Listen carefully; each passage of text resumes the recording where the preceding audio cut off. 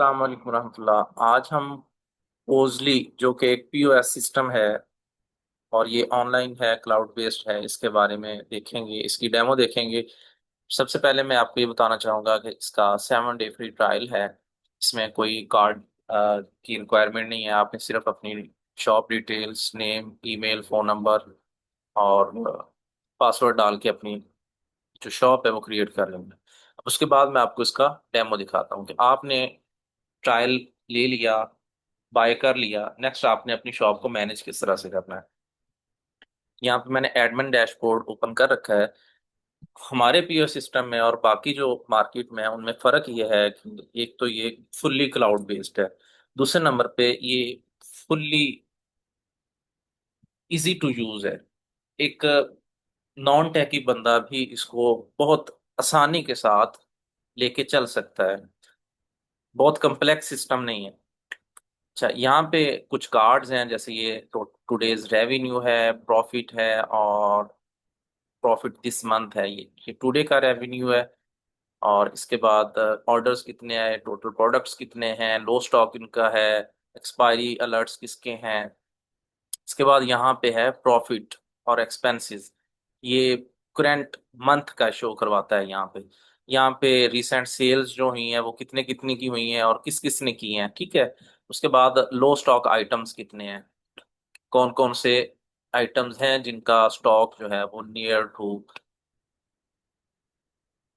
Zero है। इसके बाद प्रोडक्ट्स टैब के ऊपर आ जाते हैं, पॉइंट ऑफ सेल के ऊपर बाद में आएंगे। प्रोडक्ट का नेम ऐड करेंगे, कैटेगरी सिलेक्ट करेंगे, बारकोड डालेंगे और यहाँ पे पैक का साइज। अगर आपकी फार्मेसी है तो आपने टैबलेट्स, कितनी टैबलेट्स एक डब्बी में होती हैं। अगर आप कार्टन, मिसाल के तौर पे बोतलों का काम है, एक कार्टन में कितनी बोतलें होती हैं आपको, क्योंकि रिटेल वाले जो होते हैं उनको ज्यादातर कार्टन का रेट लग के आता है। मिसाल के तौर पे चार आइटम्स हैं एक कार्टन के अंदर और हमें जो रेट लगा है वो 2,000 लगा है और ये पर आइटम की कॉस्ट जो है वो 5,000 बनती है। और सेलिंग प्राइस जो है वो हमारी अगर 2,400 है तो 600 रुपये सेलिंग प्राइस हमारी बनेगी। ओपनिंग स्टॉक कितना है, 5 है। एक्सपायरी डेट कितनी है इस आइटम की, मिसाल के तौर पे हम यहाँ से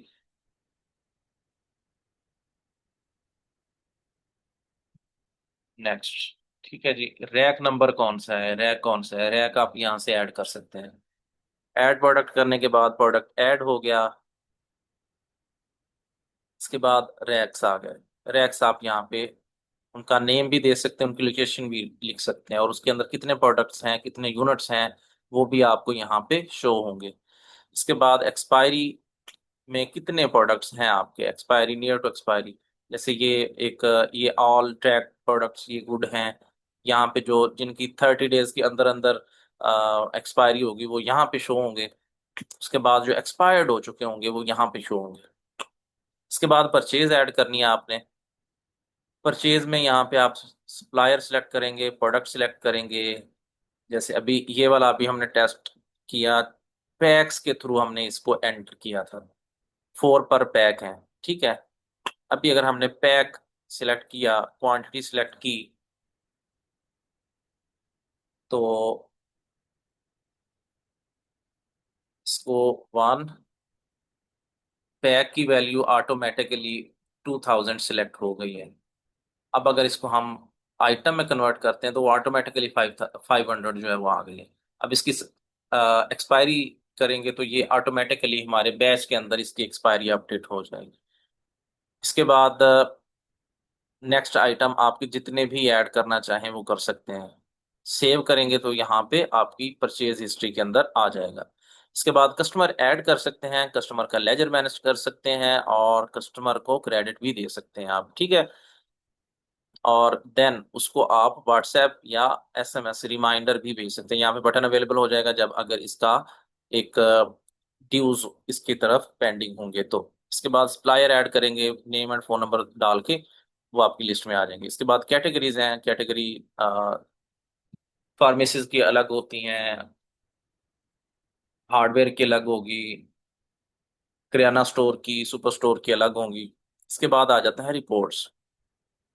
रिपोर्ट्स यहाँ से डेट मैनेज करके सिलेक्ट करके आप फिल्टर करेंगे तो यहाँ पे रेवेन्यू और एवरेज ऑर्डर वैल्यू, डिस्काउंट कितना दिया, टोटल एक्सपेंसेस कितने थे, और स्टॉक में स्टॉक कितनी दफा, कितने आइटम्स आपने स्टॉक में परचेज किए, और नेट रेवेन्यू जो कि डेली के हिसाब से होता है कि अ, अगर आपने कैशियर रखा हुआ है और उससे आपने हिसाब लेना है, और उससे आपने रिमेनिंग जो कैश था, एक्सपेंसेस और स्टॉक की परचेज निकाल के, तो वो आपका ये नेट रेवेन्यू बनेगा।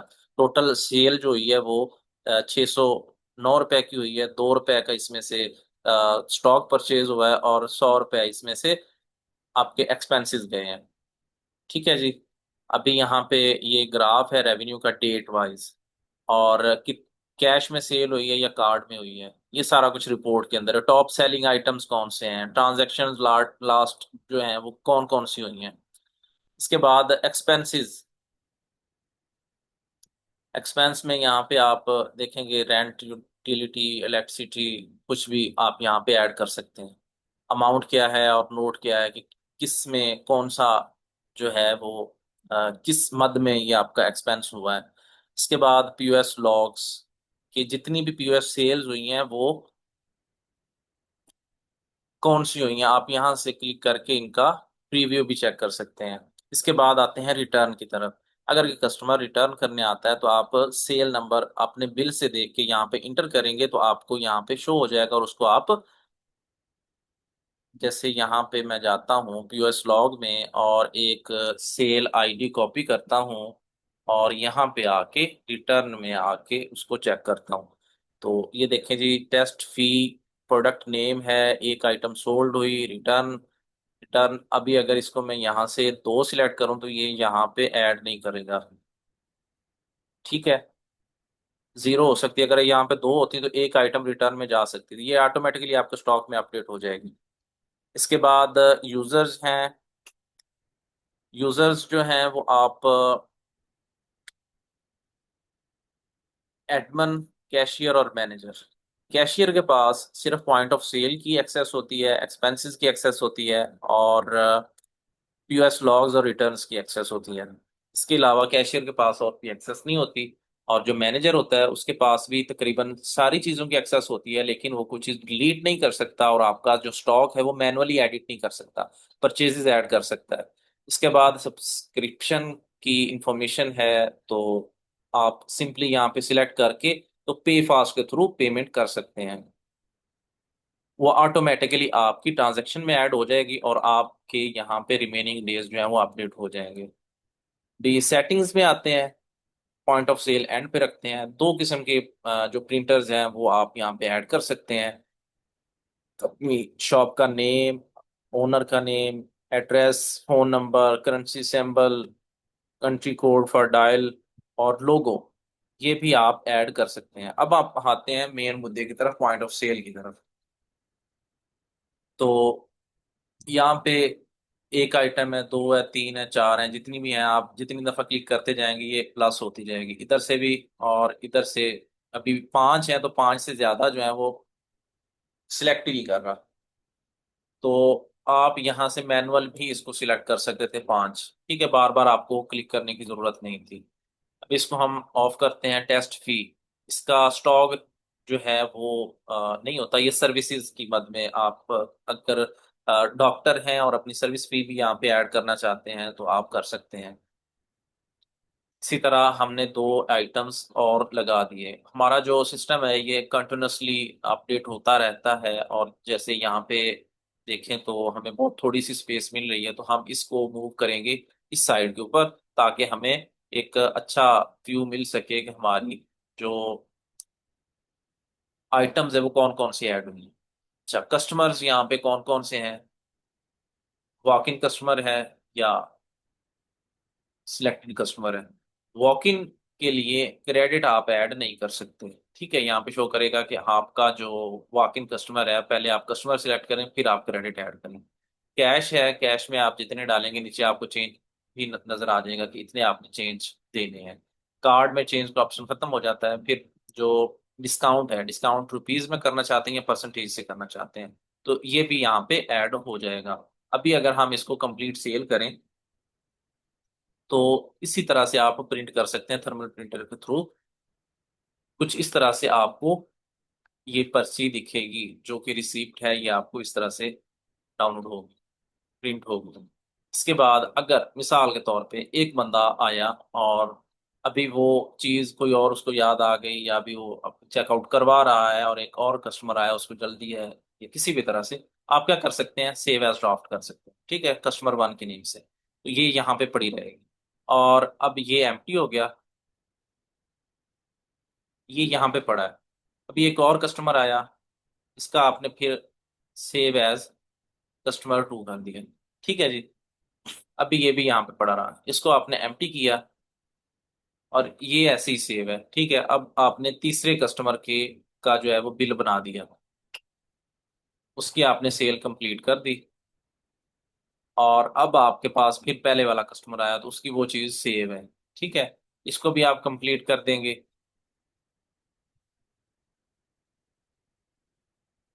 और फिर आप दूसरे की सेल को कंप्लीट करेंगे और इसको आप यहाँ से रिमूव कर देंगे, पहले वाले को। अब इसकी आप सेल कंप्लीट करेंगे, देन न्यू सेल, और इसको आप यहाँ से कट कर देंगे। अगर आप ये सिस्टम लेना चाहते हैं तो हमारे व्हाट्सएप नंबर पर रब्ता कर सकते हैं, 0310 027 6969, या फिर विजिट कर सकते हैं हमारी वेबसाइट www.visionweblabs.com/solution/posly POSLY। मिलते हैं नेक्स्ट वीडियो में, नेक्स्ट वीडियो तक के लिए अल्लाह हाफिज।